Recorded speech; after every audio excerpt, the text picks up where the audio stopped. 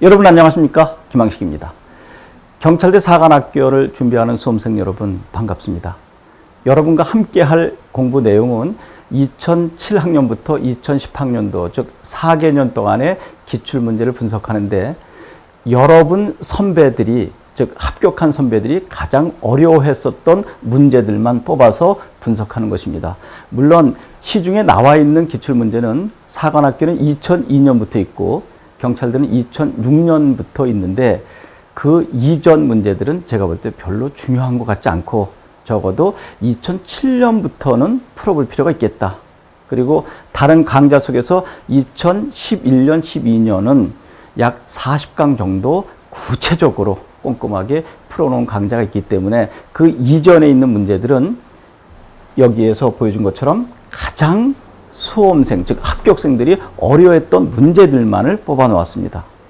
이제 문제를 풀면서 하나하나 설명을 해드리겠지만 어휘어법에서 이 문제를 풀면 그 어휘어법에 관련된 모든 사항을 뿌리째 뽑을 수 있다라고 하는 정도의 문제를 선정해 주었기 때문에 그 문제를 풀고 맞추는 것이 중요한 것이 아니라 그 문제를 푸는 과정 속에서 거기 해당 영역, 즉 문법 분야를 모두 해결할 수 있도록 만든 것입니다. 그러면 기출 분석 왜 중요한가 하는 것이죠. 수능 문제 풀 때도 모의고사보다도 기출 문제를 먼저 분석하지 않나요? 이유는 무엇일까요? 내가 가고자 하는 목표점, 즉 지향점 정상에 한번 올라가 본 사람이 이러이러한 과정을 겪어서 정상에 올라가는 것이다 라고 안내를 해준다면 한 번도 가보지 않은 사람들은 쉽게 시행착오 없이 가지 않을까요? 그래서 여러분들이 가고자 하는 경찰대 사관학교의 기출문제를 풀어보는 것입니다. 수많은 자료들을 공부하면서 내가 가고자 하는 목표에 이런 식으로 문제가 출제된다 라는 것을 미리 알고 간다면 얼마나 쉽겠습니까? 그래서 기출문제를 분석해 보는 것입니다. 물론 기출문제를 풀면서 이것은 맞았어 틀렸어를 따지는 것이 아니라 그 문제를 통해서 나오지 않은 그 밖에 예상되는 문제까지 생각해보고 심지어는 내가 출제될 문제를 생성해보는 훈련까지 하는 것이 이 강좌의 특성이라고 할 수 있겠습니다. 기출 분석 왜 중요한지 아시겠죠? 내가 가고자 할 목표를 미리 보고 간다는 것이죠. 그러면 기출문제는 수험생의 나침반이다 라고 하는 것 이해되셨죠? 여러분들이 산악 등반을 하게 될 때 나침반이 없으면 어떻게 되겠습니까? 잠깐, 나침판이 아니고 나침반입니까? 라고 의아해하는 학생들이 있죠. 이것도 모의고사 출제된 적이 있었거든요. 나침판이 아니라 나침반이라고 하는 거 어휘어법에서 챙겨 두시면 좋을 것입니다. 그러니까 지침이 돼준다는 것이죠. 반드시 2개년, 즉 2011, 12년 풀고 그 이전에 이러이러한 문제가 중요하게 대두되었었다라고 하는 것을 풀고 간다면 여러분이 어휘어법이나 쓰기나 비문학에 관계된 모든 공부를 할 때 이와 같은 기준으로 가면 기출문제처럼 접근할 수 있겠구나라고 하는 나침반이 돼준다는 것입니다. 그 다음에 기출문제를 통해 예상문제를 도출할 수 있다. 이 부분이 매우 중요하거든요. 예를 들어서 현대시 파트 공부를 하게 될 때 3개의 작품이 묶여 나오지 않나요? 잘 알고 있는 김소래 진달래꽃, 국민시라고 할 수 있을 정도죠. 그리고 두 번째 작품은 공부를 한 사람과 하지 않은 사람이 약간 차이가 있을 것입니다. 한 사람은 접할 수 있지만 많이 하지 않은 사람은 낯선 작품제로 느껴지는 중간급의 문제. 그리고 세 번째는 저 역시 모르는 낯선 작품이 나올 수 있는 것입니다. 만약에 세 번째 나온 작품을 수험생이 알고 있다면 그것은 엄청난 행운이죠. 로또입니다. 세 번째 나오는 작품을 대한민국에서 강의하는 선생님들도 알고 있는 사람이 거의 없을 정도로 낯선 작품이 나오게 되거든요. 그러면 아주 친숙한 작품, 중간, 그리고 누구도 보지 못했던 낯선 작품이 나오는 문제가 현대시 문제인데 그러면 그것을 풀고 예상되는 문제까지 어떻게 접근할 것인가 하는 것이 가장 중요하지 않을까요? 예를 들면 김소래 진달래꽃을 볼까요? 진달래꽃을 포함한 3개의 시가 나왔을 때 문제는 제일 많이 나와야 5문제입니다. 그래서 4문제에서 5문제 정도가 나오게 되는데 김소월의 진달래꽃이 그 4문제, 5문제 속에 몇 개나 나오겠습니까? 많이 나와야 2개, 그렇지 않으면 하나가 나오게 되겠죠. 그러면 거기에서 나왔다 그러면 제일 먼저 반어적 표현이 나오지 않을까요? 나보기가 역겨가실 때에는 죽어도 아니 눈물 흘리오리다 라고 하는 마지막 구절에 보면 반어적 표현입니다. 그러면 반어적 표현이 나와 있는 다른 작품들을 5개의 선택지 속에서 엮어가는 문제가 출제되었다고 가정해 봅시다.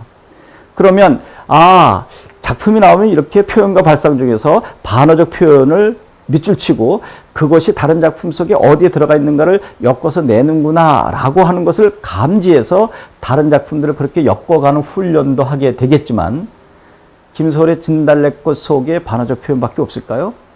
표현 발상뿐만 아니라 시적 화제 정서, 태도에 관한 문제, 또 율격에 관한 문제가 다양하게 여러 가지로 접근될 수 있을 것입니다.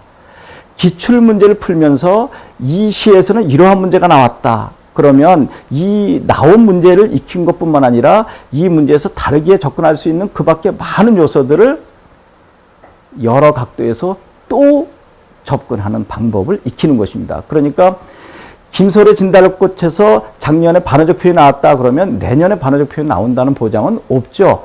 그러나 김소월의 진달래꽃이라고 하는 작품이 또 나올 수도 있고 그 유사한 작품이 나왔을 때 반어적 표현 말고 조금 전에 이야기한 전혀 다른 율격에 관한 문제, 시적 화자, 태도, 정서에 관한 문제, 또 별리의 정안이라고 하는 이별의 정안이라고 하는 주제의식과 연결시켜서 접근하는 문제들이 다양하게 나올 수 있을 것입니다. 그러니까 기출 문제를 하나 잡아내면 그것을 바탕으로 예상되는 문제를 우리가 나름대로 생성해낼 수 있다라고 하는 것이죠.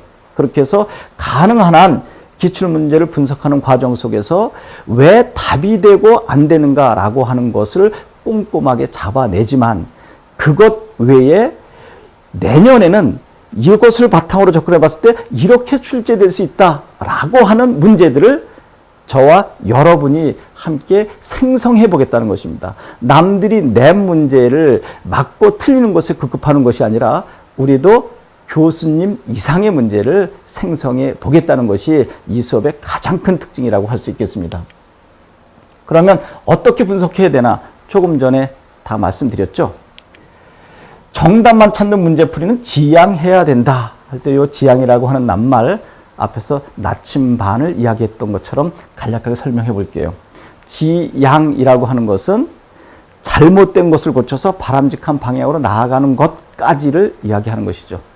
해겔의 변증법에서 나오지 않나요? 보수적인 것 정, 진보적인 것 개혁적인 것 반. 정, 반이 대립상충에 이를 때 정에서 조금 양보하고 반에서 조금 양보해서 합으로 나가는 과정을 지양이라고 하죠. 그래서 우리는 쉽게 우리 언어 생활에서 삼가다라고 하는 말을 쓰는데 이게 바로 변증법적 용어입니다. 정답만 찾는 문제풀이는 지양해야 한다. 쉽게 이야기해서 삼가라 하는 것이죠. 삼가하라가 아닙니다. 그러면 정답 말고 왜 나머지가 오답 되었는지도 하나하나 다 찾아봐야 되고요. 1번에 3, 이것 때문에 3번인다가 아니라 이것 때문에 3번이면 나머지 1번, 2번, 4번, 5번은 왜 안 되는지, 즉 무엇 때문에 정답이 안 되는지도 여러분과 함께 의논해서 찾아낼 것입니다. 그리고 출제된 문제에서 출제되지 않은 핵심 요소를 뽑아내자라고 했었던 것이죠. 이것도 김소월의 진달래꽃에서 이야기했었던 거와 맥락을 같이 하는 것이죠. 반어적 표현이 나왔다. 그러면 반어적 표현의 사초는 역설적 표현 아닐까요? 그러면 반어적 표현 나와 있는 것을 연결시키는 것도 있지만 역설적 표현을 반어와 섞어서 출제될 수도 있겠죠. 간단하게 머리 한번 식혀볼까요?